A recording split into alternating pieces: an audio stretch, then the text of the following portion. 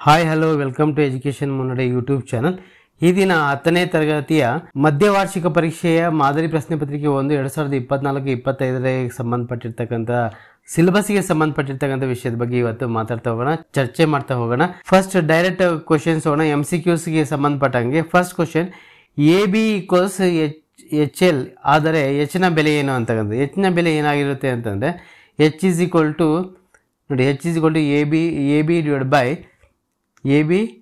By L ಆಗುತ್ತೆ. ಅಂದರೆ ಇದು ಮಾಸ ಮತ್ತು ಲಾಸಗಳಿಗೆ ಸಂಬಂಧಪಟ್ಟಿರ್ತಕ್ಕಂಥ ಕ್ವಶನ್ ಆಗಿದೆ. ಎರಡನೇ ಕ್ವಶನ್ ನೋಡೋಣ. ಕೊಟ್ಟಿರುವ ಚಿತ್ರದಲ್ಲಿ ಬಹುಪದೋಕ್ತಿ y = p of x ನ ಶೂನ್ಯತೆಗಳ ಸಂಖ್ಯೆ ಅಂತ ಹೇಳಿದರೆ, ಶೂನ್ಯತೆಗಳ ಸಂಖ್ಯೆ ಅಂದರೆ ಇಲ್ಲಿ ನೋಡಿ 1 2 3 ಇದು ಶೂನ್ಯತೆಗಳ ಸಂಖ್ಯೆ ಏನಾಗುತ್ತೆ 3 ಆಗಿರುತ್ತೆ. ನೆಕ್ಸ್ಟ್ ಕ್ವಶನ್ ನೋಡೋಣ. x² - 25 = 0 ಆದರೆ x² - 25 = 0 ಆದರೆ x ನ ಬೆಲೆ ಅಂತ ಅರ್ಥದ್ದು. x ನ ಬೆಲೆ ಏನಾಗಿದೆ ಅಂತ, x ನ ಬೆಲೆ ಏನಾಗುತ್ತೆ ಅಂದರೆ ಅದು ಈ ಕಡೆ ತೊಗೊಂಡ್ರೆ ಮೈನಸ್ ಇದ್ದಿದ್ದು ಪ್ಲಸ್ ಆಗುತ್ತೆ. √25 ಅಂದರೆ ಪ್ಲಸ್ ಆರ್ ಮೈನಸ್ ಅಂತಕ್ಕಂಥದ್ದು ಅಂದರೆ ಪ್ಲಸ್ ಆರ್ ಮೈನಸ್ 5 ಆಗುತ್ತೆ. ಅರ್ಥ ಆಯ್ತಾ? ನೆಕ್ಸ್ಟ್ ಕ್ವಶನ್ ನೋಡೋಣ. x + ky = 4, 2x + 4y = 12, 12ಗಳು ಸಮಾಂತರ ರೇಖೆಗಳ ಜೋಡಿಗಳಾದರೆ k ನ ಬೆಲೆಯನ್ನು ಕಂಡುಹಿಡಿಯಿರಿ ಅಂತ. ಸಮಾಂತರ ರೇಖೆಗಳು ಅಂದ ತಕ್ಷಣ ನಮಗೆ ಜ್ಞಾಪಕ ಬರಬೇಕು ಈ ಕಂಡೀಷನ್ ಏನು, a1/a2 = b1/b2 is not equal to the c1/c2 ಅಂತ ಇದು ಕಂಡೀಷನ್. ಇವಾಗ ಇದರಲ್ಲಿ ಕೆ ಬೆಲೆಯನ್ನು ಕಂಡುಹಿಡಿಯಿರಿ ಅಂತ ಹೇಳಿದರೆ a1 ಏನಾಗುತ್ತೆ x/2 is equal to k/4 ಆಗುತ್ತೆ. ಇದು ಒರೆ ಗುಣಾಕಾರ ಮಾಡೋಣ 4/2 ಅಂತ ಕರಿಬೋದು. ಅವಾಗ ಡಿವೈಡ್ ಮಾಡ್ತಾ ಹೋಗಿ 2 1 2 2 ಅಂದರೆ ಕೆ ನ ಬೆಲೆ 2 ಆಗುತ್ತೆ. ಕೆ ನ ಬೆಲೆ ಏನಾಗಿದೆ 2 ಅನ್ನೋದು ಸರಿಯಾದ ಉತ್ತರ ಆಗಿದೆ.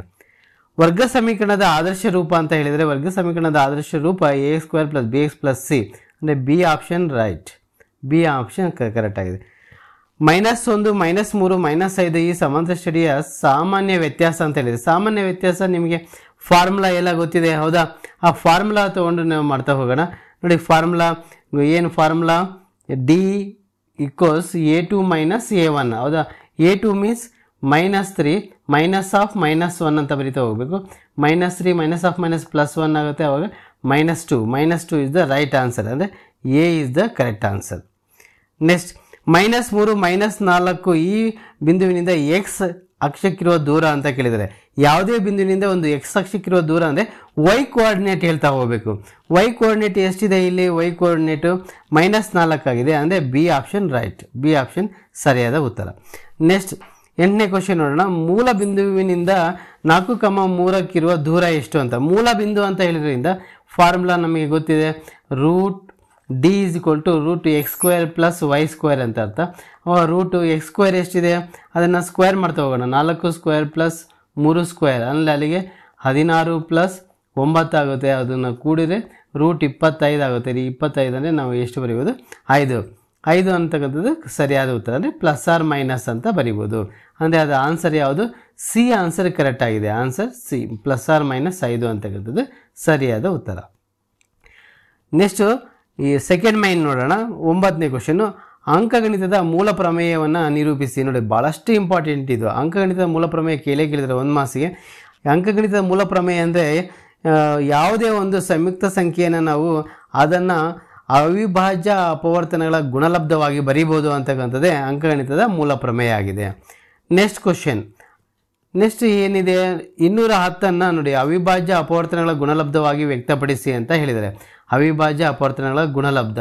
ಅವಿಭಾಜ್ಯ ಅಪವರ್ತನಗಳ ಗುಣಲಬ್ಧ ಅಂತ ಅಂದರೆ ಏನು ಮಾಡಬೇಕು, ಅವಾಗ ನಾವು ಅದನ್ನು ಭಾಗಿಸ್ತಾ ಹೋಗಬೇಕು. ಅಂದರೆ 210 ಅಂತ ಇದೆ ಅಲ್ವಾ, ಇದನ್ನು 2ರಿಂದ ಭಾಗಿಸ್ತಾ ಹೋಗ್ತಾ ಹೋಗೋಣ. 2ರಿಂದ 2 1 2 5 10. ನೀವು 5 ಡೈರೆಕ್ಟಾಗಿ ಬರೆದ್ರೆ ರಾಂಗ್ ಆಗುತ್ತೆ, ಇಲ್ಲಿ 0 ಹಾಕಬೇಕು. ಅವಾಗ 5ಅನ್ನು ಬರಿತಾ ಹೋಗಬೇಕು. ನೆಕ್ಸ್ಟ್ ಯಾವ ಸಂಖ್ಯೆಯಿಂದ ಭಾಗಿಸ್ತಾ ಹೋಗೋಣ, 3ರಿಂದ.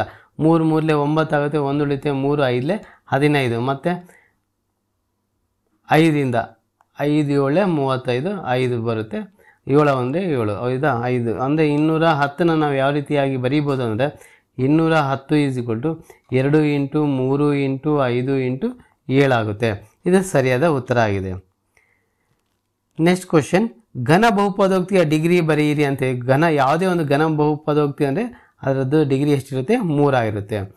ಪಿ ಆಫ್ x1, y1 ಮತ್ತು ಕ್ಯೂ ಆಫ್ x2, y2 ಬಿಂದುಗಳ ನಡುವಿನ ದೂರವನ್ನು ಕಂಡುಹಿಡಿಯಿರಿ ಅಂತ ಹೇಳಿದರೆ, ಇಲ್ಲಿ ಇದು ಸೂತ್ರವನ್ನು ಕೇಳಿದರೆ ಡೈರೆಕ್ಟಾಗಿ 12ನೇ ಕ್ವಶನ್ಗೆ ಸೂತ್ರ ಏನಂದರೆ D is equal to square root of x2 minus x1 whole square plus y2 minus y1 whole square. ಇದಕ್ಕೆ ಸರಿಯಾದ ಉತ್ತರ. ನೆಕ್ಸ್ಟ್ 13ನೇ ಕ್ವಶನ್ ನೋಡೋಣ. ಈ ತ್ರಿಭುಜ ಬಿ ಎ ಸಿ ಸಿಮಿಲರ್ ಅಂತಕ್ಕಂಥದ್ದು ಅನುರೂಪವಾಗಿದೆ ಯಾವುದಕ್ಕೆ? ತ್ರಿಭುಜ ಕ್ಯೂ ಪಿ ಆರ್ ಅಂತಕ್ಕಂಥದ್ದು. ಇಲ್ಲಿ ಅವರೇ ಕೊಟ್ಟಿದ್ದಾರೆ ಅನುರೂಪ ತ್ರಿಭುಜ ಅಂತಕ್ಕಂಥದ್ದು. ಅನುರೂಪ ತ್ರಿಭುಜ ಅಂತ ಕೊಟ್ಟಾಗ ನಾವೇನು ಮಾಡಬೇಕಂತ ಯಾವುದು ಬೆಲೆ ಕಂಡುಹಿಡಿಬೇಕು ಅಂತಕ್ಕಂಥದ್ದನ್ನು ನೋಡ್ತಾ ಹೋಗಬೇಕು. ಇವಾಗ ಅನುರೂಪ ಆಗಿರೋದ್ರಿಂದ ಇದನ್ನು ತ್ರಿಭುಜ A B by P Q ಅಂತ ಬರೀಬೋದು. Equals A C by P R. ಹೌದಾ? ಎ ಬಿ ಎಷ್ಟು ಕೊಟ್ಟಿದ್ದಾರೆ? ಎ ಬಿ 5 ಅಂತ ಕೊಟ್ಟಿದ್ದಾರೆ. ಪಿ ಕ್ಯೂ ಎಷ್ಟಿದೆ? ಪಿ ಕ್ಯೂ 10 ಅಂತ ಇದೆ. ಈಕ್ವಲ್ಸ್ ಎ ಸಿ ಎಷ್ಟಿದೆ? ಇಲ್ಲಿ 3 ಇದೆ. ಮತ್ತು ಪಿ ಆರ್ ಎಷ್ಟಿದೆ ಗೊತ್ತಿಲ್ಲ, ಪಿ ಆರ್ ಹಾಗೆ ಬರೆಯೋಣ. ಕ್ರಾಸ್ ಮಲ್ಟಿಪ್ಲಿಕೇಶನ್ ಮಾಡ್ತಾ ಹೋಗಿ. ಕ್ರಾಸ್ ಮಲ್ಟಿಪ್ಲಿಕೇಶನ್ ಮಾಡಿದ್ರೆ ಪಿ ಆರ್ ಈಕ್ವಲ್ಸ್ ನೋಡಿ ಇದು ಮೇಲೆ ಬರುತ್ತೆ. ಆವಾಗ 3 ಇದೆ. 3 ಇಂಟು 10 ಡಿವೈಡ್ ಬೈ 5 ಅಂತ ಬರೆಯೋಣ. 5 1 5 2 ಮತ್ತು ಪಿ ಆರ್ ಈಕ್ವಲ್ಸ್ ಮಲ್ಟಿಪ್ಲಿಕೇಶನ್ ಮಾಡ್ತಾ ಹೋಗಿ 6 6 ಬರುತ್ತೆ. ಅಂದರೆ 6 ಸೆಂಟಿಮೀಟರ್. ಅಲ್ಲಿ ಸೆಂಟಿಮೀಟರ್ ಕೊಟ್ಟಿದ್ದರಿಂದ 6 ಸೆಂಟಿಮೀಟರ್. ಇದು ಸರಿಯಾದ ಉತ್ತರ ಆಗಿದೆ. ನೆಕ್ಸ್ಟ್ ಕ್ವಶನ್ ನೋಡಿ 14ನೇ ಕ್ವಶನ್. 14ನೇ ಕ್ವಶನ್ ಏನಿದೆ? 3 1 -1 -3 ನೋಡಿ ಇವು ಸಮಾಂತರ ಶ್ರೇಣಿಯಲ್ಲಿ ಇದೆ. ಹಾಗಾದರೆ 5ನೇ ಪದ ಕಂಡುಹಿಡಿಯಿರಿ. 5ನೇ ಪದವನ್ನು ಕಂಡುಹಿಡಿಯಿರಿ ಅಂದರೆ ನಾನು ನೇರವಾಗಿ 5ನೇ ಪದ ಹಾಕ್ಕೊತೀನಿ. A5 is equal to A plus 4D ಅಂತ ಡೈರೆಕ್ಟಾಗಿ ಬರೀಬೋದು ನಾವು. ಎ ಬೆಲೆ ಗೊತ್ತಿದೆ 3 ಅಂತ ಗೊತ್ತಿದೆ, ಪ್ಲಸ್ 4. ಡಿ ಬೆಲೆಯನ್ನು ಹೇಗೆ ಕಂಡುಹಿಡಿಬೇಕು ಅಂತ ನಿಮಗೆ ಇಲ್ಲಿ ಇನ್ನೊಂದು ಸರ್ತಿ ತೋರಿಸ್ತಾ ಹೋಗ್ತೀನಿ. D is equal to A2 minus A1 ಅಂತ, ಅದು -2 ಆಗುತ್ತೆ. -2 ಇಲ್ಲಿ ಬರೆಯೋಣ. ಅವಾಗ ಈಕ್ವಲ್ಸ್ 3 ಪ್ಲಸ್ ಇಂಟು ಮೈನಸ್ ಆಗುತ್ತೆ. 4 2 8 ಆಗುತ್ತೆ. 8ರಲ್ಲಿ 3 ಹೋದರೆ 5, ಆದರೆ ಮೈನಸ್ ದೊಡ್ಡ ಸಂಖ್ಯೆ ಚಿಹ್ನೆಯನ್ನು ಬರಿಬೇಕು ನಾವು. -5 ಅನ್ನೋದು ಸರಿಯಾದ ಉತ್ತರ. ನೆಕ್ಸ್ಟ್ 15ನೇ ಕ್ವಶನ್ ನೋಡೋಣ. ಆಯತ ಮತ್ತು ಚೌಕ ಸಮರೂಪ ಆಕೃತಿಗಳಾಗಿಲ್ಲ, ಏಕೆ ಕಾರಣ ಕೊಡಿ ಅಂತ.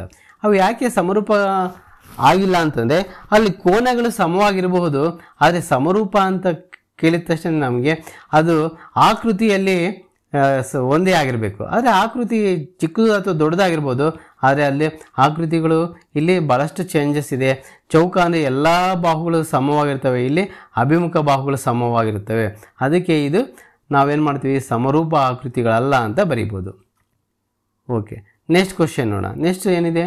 ಕೋನ ಸಮರೂಪತೆಯ ನಿರ್ಧಾರಕ ಗುಣವನ್ನು ನಿರೂಪಿಸಿ ಅಂತಕ್ಕಂಥದ್ದು ಕೇಳಿದ್ದಾರೆ. ಇಲ್ಲಿ ನೋಡಿ, ನಿರ್ಧಾರಕ ಗುಣ ಅಂತ ಒಂದು ಸರ್ತಿ ಹೇಳ್ತಿದ್ದಾರೆ, ಗುಣ ನಿರ್ಧಾರಕ ಅಂತಲೂ ಸಹ ಹೇಳ್ತಿದ್ದಾರೆ. ಆವಾಗ ಏನು ಮಾಡಬೇಕು ನಾವು?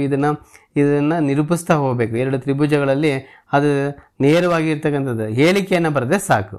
ಓಕೆನಾ? ಹೇಳಿಕೆಯನ್ನು ಬರೀರಿ. ನೆಕ್ಸ್ಟ್ ಕ್ವಶನ್ ನೋಡೋಣ. ನೋಡಿ, 2 ಅಂಕದ ಪ್ರಶ್ನೆಗಳು. 2 ಅಂಕದ ಪ್ರಶ್ನೆಗಳು ಎಷ್ಟಿರ್ತವೆ? 2 ಅಂಕದ ಪ್ರಶ್ನೆಗಳು 8 ಇರ್ತವೆ. 8 2 16, ಅಂದರೆ 16 ಮಾರ್ಕ್ಸ್ ಆಯಿತು. ಇಲ್ಲಿ ನೋಡಿ, ನಕ್ಷೆಯನ್ನು ಬಿಡಿಸ್ತಕ್ಕಂಥದ್ದು ಅಂದರೆ ಇಲ್ಲಿ 3x ಪ್ಲಸ್ 4y = 10 ಮತ್ತು 2x ಮೈನಸ್ 2y = 2 ಅಂತ ಕೊಟ್ಟಿದ್ದಾರೆ. ಇಲ್ಲಿ ಯಾವುದಾದ್ರು ಒಂದು ಸಂಖ್ಯೆನ ಕ್ಯಾನ್ಸಲ್ ಮಾಡ್ತಾ ಹೋಗ್ಬೇಕು. ಅಂದರೆ x ಅಥವಾ y ಯಾವುದಾದ್ರು ಕ್ಯಾನ್ಸಲ್ ಮಾಡೋಣ. ಕ್ಯಾನ್ಸಲ್ ಮಾಡಬೇಕಂದ್ರೆ ನಾವು ಯಾವುದಾದ್ರು ಒಂದು ಸಂಖ್ಯೆನ ಗುಣಿಸ್ತಾ ಹೋಗಬೇಕು. ಫಸ್ಟ್ ಇಕ್ವೇಷನ್ ನಾನು ಅದು ಯಾವ ಥರ ಇದೆಯೋ ಅದೇ ಥರ ಬರೆದಿದ್ದೀನಿ. ನೆಕ್ಸ್ಟ್ ಇಕ್ವೇಷನ್ನ 2ರಿಂದ ಗುಣಿಸ್ತಾ ಹೋಗ್ತೀನಿ. 2 2 ಏನಾಗುತ್ತೆ? 4x minus 4y equals 4. 2ರಿಂದ ಗುಣಿಸ್ತಾ ಇರಬೇಕಲ್ಲ, 2 2 4 ಆಗುತ್ತೆ. ನೋಡಿ, ಕೂಡ್ತಾ ಹೋಗೋಣ. ಇವೆರಡು ಕ್ಯಾನ್ಸಲ್ ಆಗುತ್ತೆ. 7x ಆಗುತ್ತೆ. 7x ಈಕ್ವಲ್ಸ್ 14 ಆಗುತ್ತೆ. ಮತ್ತು x = 14/7 ಆಗುತ್ತೆ. 2 ಕ್ರಮಾನುಗತ ಧನ ಪೂರ್ಣಾಂಕಗಳ ಗುಣಲಬ್ಧವು 306 ಆದರೆ ಆ ಪೂರ್ಣಾಂಕಗಳನ್ನು ಕಂಡುಹಿಡಿಯಿರಿ ಅಂತ ಕೇಳಿದೆ. ಇಲ್ಲಿ ಧನ ಪೂರ್ಣಾಂಕಗಳು ಅಂತಕ್ಕಂಥದ್ದು ಅಂದರೆ ಇಲ್ಲಿ ಸಂಖ್ಯೆಗಳು ಒಂದು ಫಸ್ಟ್ ಧನ ಪೂರ್ಣಾಂಕ x ಆಗಿರಲಿ ಅಂತ ತೊಗೊಳ್ಳೋಣ. ಇನ್ನೊಂದು ಯಾವ ತೊಗೊಳ್ಬೇಕು? ಇವಾಗ ಧನ ಪೂರ್ಣಾಂಕ ಅಂದರೆ x + 1 ಅಂತಲೇ ತೊಗೊಳ್ಬೇಕು. ಇವಾಗ ಯಾಕೆ x ಗೆ 1 2 ಅಂತ ತೊಗೊಂಡ್ರೆ ಇಲ್ಲಿ ಧನ ಪೂರ್ಣಾಂಕ ಅಲ್ವಾ, ಅವಾಗ ಧನ ಸಂಖ್ಯೆ ಆಗಿರಬೇಕಂದ್ರೆ x + 2 ತೊಗೊಳ್ಬೇಕು. ಯಾಕೆಂದರೆ 1 ತೊಗೊಂಡ್ರೆ ರಾಂಗ್ ಆಗುತ್ತೆ. x + 2 ಇವುಗಳ ಗುಣಲಬ್ಧ ಅಂತ ಹೇಳಿದರೆ, ಗುಣಲಬ್ಧ ಅಂದರೆ x × x + 2 ಈಕ್ವಲ್ಸ್ 306. ಇದನ್ನು ಸಿಂಪ್ಲಿಫೈ ಮಾಡಿಕೊಂಡ್ರೆ ಆನ್ಸರ್ ಬಂದುಬಿಡುತ್ತೆ. ಓಕೆನಾ? ಓಕೆ, ನೆಕ್ಸ್ಟ್ ಕ್ವಶನ್ ನೋಡ್ತಾ ಹೋಗೋಣ. 12, 15 ಮತ್ತು 21ರ ಮಾಸಾಹ ಮತ್ತು ಲಾಸಾಹವನ್ನು ಕಂಡುಹಿಡಿಯಿರಿ ಅಂತ ಹೇಳಿದ್ದಾರೆ. ಆ ಎರಡು ಸಂಖ್ಯೆಗಳ ಮಾಸ ಮತ್ತು ಲಾಸವನ್ನು ಕಂಡುಹಿಡಿಯೋಣ. ಹೇಗೆ? ಇವಾಗ ನೋಡಿ 12 ನಾವೇನು ಮಾಡಬೇಕು, ಯಾವುದಾದ್ರೂ ತೋಳಿ. ಇಲ್ಲಿ ಇಂಪಾರ್ಟೆಂಟ್ ಏನಂದರೆ ನಮಗೆ ಇದೇ ಮೆಥಡಲ್ಲಿ ಅಪವರ್ತನ ವಿಧಾನ ಅಂತ ಕೇಳಿಲ್ಲ, ಏನೇ ಹೇಳಿಲ್ಲ, ಹೌದಾ? ನಾವು ನಮಗೆ ಬಂದಿರತಕ್ಕಂಥ ನೇರವಾದ ವಿಧಾನದಲ್ಲಿ ಮಾಡ್ತಾ ಹೋಗೋಣ. ಹೇಗೆ ನೇರವಾದ ವಿಧಾನ ಅಂತಂದರೆ 12, 15, 21 ಅಂತ ಇದೆ. ಇದನ್ನು ಯಾವ ಸಂಖ್ಯೆಯಿಂದ ಭಾಗ ಆಗುತ್ತೆ? ಇಲ್ಲೇ 3ರಿಂದ ಆಗುತ್ತೆ ನೋಡಿರಿ. ಎಸ್ 3 4 12, 3 5 15, 3 7 21, ಹೌದಾ? 3 7 21 ಆಗುತ್ತೆ. ಅವಾಗ ಇಲ್ಲೇ ಬಂದುಬಿಡುತ್ತೆ ನಮಗೆ ಮಾಸಾಹ ಎಷ್ಟಿದೆ? 3 ಆಗುತ್ತೆ. ಅದೇ ಲಾಸಾಹ ಎಷ್ಟಾಗುತ್ತೆ? 3 × 4 × 5 × 7 ಇದೇ ಆನ್ಸರ್. ಇಷ್ಟನ್ನು ಬರೆದ್ರೆ ಸಾಕು ನೀವು. ಇದು 2 ಅಂಕದ ಪ್ರಶ್ನೆ ಆಗಿರೋದ್ರಿಂದ ಮಾಸಾಹಕ್ಕೆ 1, ಲಾಸಾಹಕ್ಕೆ 1 ಅಂಕ ಇರುತ್ತೆ. ಓಕೆ, ನೆಕ್ಸ್ಟ್ ಕ್ವಶನ್ ನೋಡೋಣ. ನೆಕ್ಸ್ಟ್ ಏನಿದೆ ಇಲ್ಲಿ ನೋಡಿ, ಪಿ ಆಫ್ 2, -3 ಮತ್ತು ಕ್ಯೂ ಆಫ್ 10, y ಎಂದೇ ಬಿಂದುಗಳ ನಡುವಿನ ದೂರ 10 ಮಾನಗಳಾದರೆ ವೈನ ಬೆಲೆಯನ್ನು ಕಂಡುಹಿಡಿಯಿರಿ ಅಂತಕ್ಕಂಥದ್ದು ಕೊಟ್ಟಿದ್ದಾರೆ. ಅಲ್ಲಿ ವೈನ ಬೆಲೆಯನ್ನು ಕಂಡುಹಿಡಿತಕ್ಕಂಥದ್ದು ಇದು ಅಷ್ಟೇ, ಸ್ಕ್ವೇರಿಂಗ್ ಆನ್ ಬೋತ್ ಸೈಡ್ಸ್ ನಮಗೆ ಗೊತ್ತಿದೆ. D = x2 - x1 whole square plus y2 - y1 whole square formula ಹಾಕ್ಕೊಂಡು ಸಿಂಪ್ಲಿಫೈ ಮಾಡಿ. ಡಿ ವ್ಯಾಲ್ಯೂ ಅವರೇ ಕೊಟ್ಟಿದ್ದಾರೆ, 10 ಅಂತ ಕೊಟ್ಟಿದ್ದಾರೆ. ಇದು ವ್ಯಾಲ್ಯೂ ಸಬ್ಸ್ಟಿಟ್ಯೂಟ್ ಮಾಡಿ ಸಿಂಪ್ಲಿಫೈ ಮಾಡಿ, ನಿಮಗೆ ಈಸಿಯಾಗಿ ಆನ್ಸರ್ ಬರುತ್ತೆ. ಓಕೆ, ನೆಕ್ಸ್ಟ್ ಕ್ವಶನ್ ನೋಡೋಣ. ಪಕ್ಕದ ಚಿತ್ರದಲ್ಲಿ ಇಲ್ಲಿ ಒಂದು ಚಿತ್ರ ಕೊಟ್ಟಿದ್ದಾರೆ. ಪಕ್ಕದ ಚಿತ್ರದಲ್ಲಿ QR/QS ಅಂತ ಹೇಳಿದ್ದಾರೆ. QR/QS ಅಂತಕ್ಕಂಥದ್ದನ್ನು ಹೇಳಿದ್ದಾರೆ. ಓಕೆ, QR/QS ಅಂತ ಹೇಳಿದ್ದಾರೆ. ಆಮೇಲೆ QT/PR ಅಂತ ಹೇಳಿದ್ದಾರೆ. ಮತ್ತು ಕೋನ 1 = ಕೋನ 2 ಆಗಿದ್ರೆ ಈ ತ್ರಿಭುಜ PQS similar to the triangle TQR ಎಂದು ಸಾಧಿಸಿ ಅಂತ ಹೇಳಿದ್ದಾರೆ. ಇದು ತುಂಬ ಈಸಿ ಆಗಿರ್ತಕ್ಕಂಥ ಕ್ವಶನ್ನು. ಇಲ್ಲಿ ನೋಡಿ, ಇದನ್ನು ನಾನು ಇಲ್ಲೇ ಬೇಗ ಬರೆದು ಬಿಡ್ತೀನಿ. ಇಲ್ಲಿ ಈ ಎರಡು ಕೋನ 1 ಮತ್ತು ಕೋನ 2 ಈಕ್ವಲ್ ಆಗಿರೋದ್ರಿಂದ ಇಲ್ಲಿ PQ = PR ಅಂತ ಬರೆಯುವುದು. PQ = PR ಅಂತ ಬರೆಯುವುದು. ಇವಾಗ ಕೊಟ್ಟಿರ್ತಕ್ಕಂಥ ಗಿವನ್ನಲ್ಲಿ QR/QS = QT/PR ಬದಲಾಗಿ ನಾನು ಏನು ಬರಿತೀನಿ? PQ ಅಂತ ತೊಗೊತೀನಿ. PQ ಇದೊಂದು ರೇಷಿಯೋ ಬರ್ತಿದ್ದೀನಿ.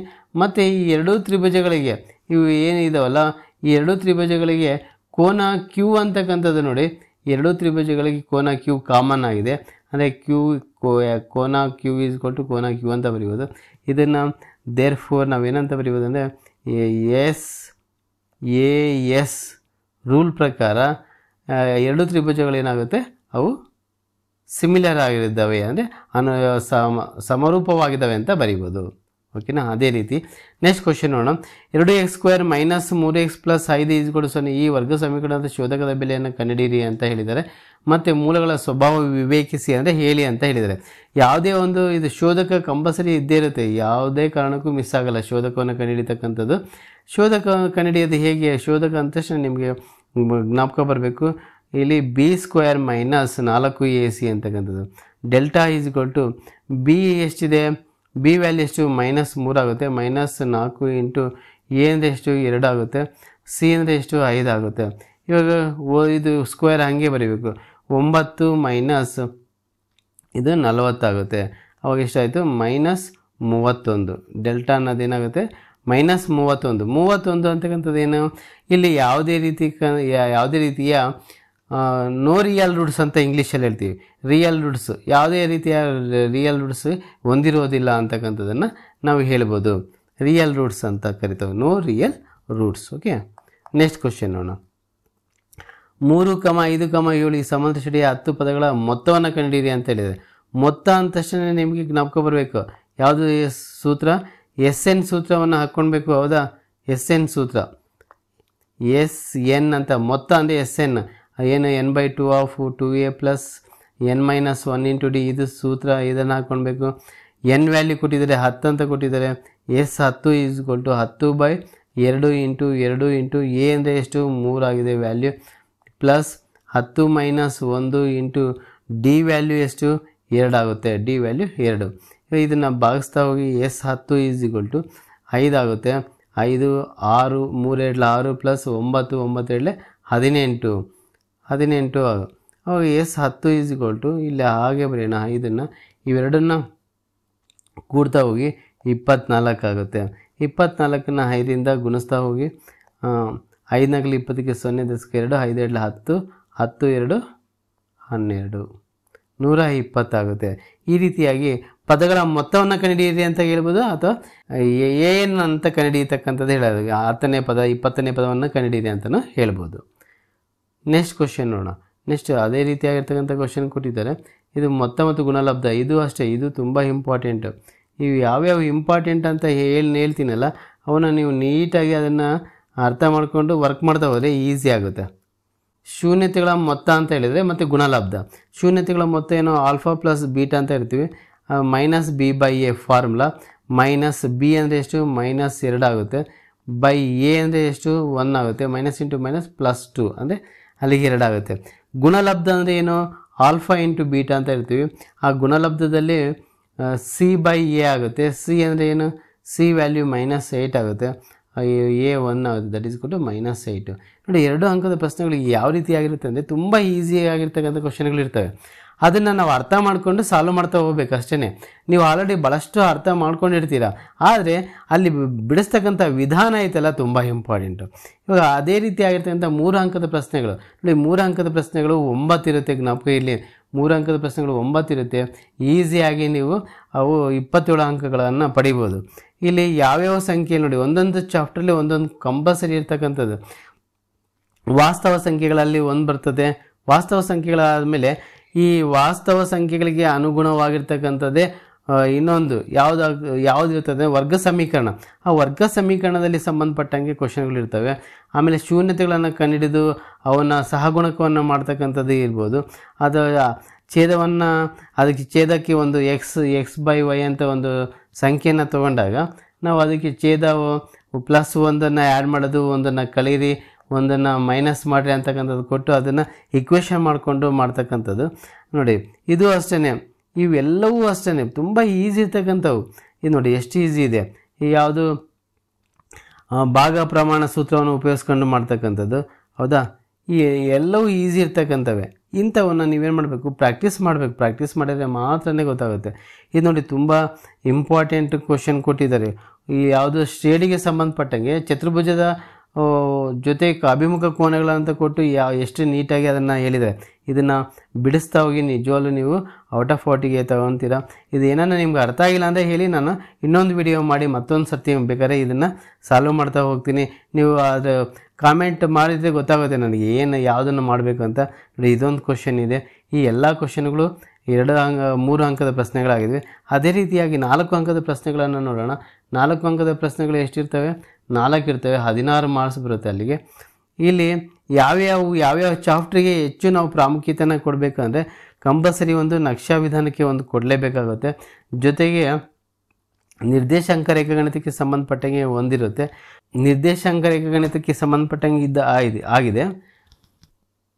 ರೇಖಾತ್ಮಕ ಸಮೀಕರಣಗಳು ಅಂತಕ್ಕಂಥದ್ದು ಏನಿದೆ ಅಲ್ವಾ, ಅದರಲ್ಲಿ ಸಂಬಂಧಪಟ್ಟಂಗೆ ಇದು ಬರುತ್ತೆ, ರೇಖಾತ್ಮಕ ಸಮೀಕರಣಗಳು. ನೆಕ್ಸ್ಟ್ ಇಲ್ಲಿ ಇದು ಮತ್ತೊಂದು ಸರ್ತಿ ಕೊಟ್ಟಿದ್ದಾರೆ. ಇದು ಶ್ರೇಣಿದೇ ಆಗಿದೆ, ಸಮಾಂತರ ಶ್ರೇಣಿ ಆಗಿದೆ. ಓಕೆನಾ? ಲಾಸ್ಟ್ ಕ್ವಶನ್ ನೋಡಿ.